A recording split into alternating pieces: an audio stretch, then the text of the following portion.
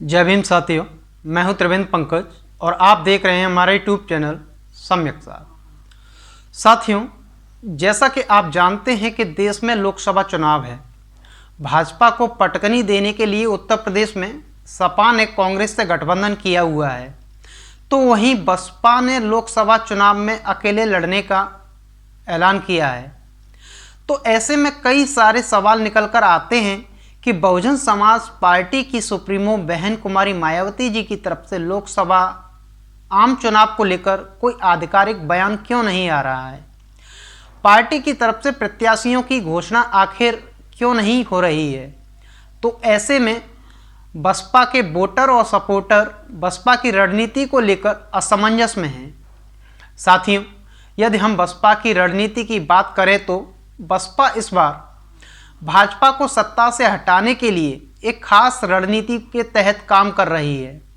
Baspa supremo बहन कुमारी मायावती जी का साफ संदेश है कि इस बार देश को दो दलों की जागीर नहीं बनने देना है।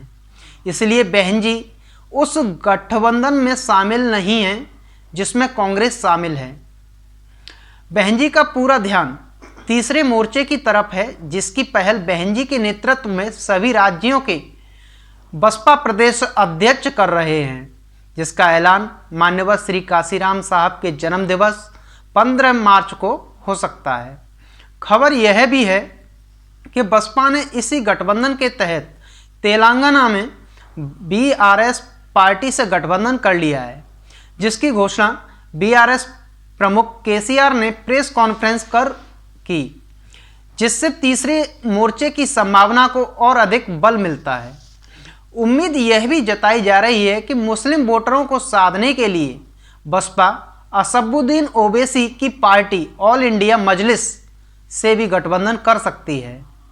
अन्य राज्यों में जहां पर बसपा मजबूत स्थिति में है, जैसे राजस्थान, मध्य प्रदेश, उत्तराखंड, पंजाब, हरियाणा आदि राज्यों में बसपा वहां के स्थानीय और क्षेत्रीय दलों से गठबंधन करेगी।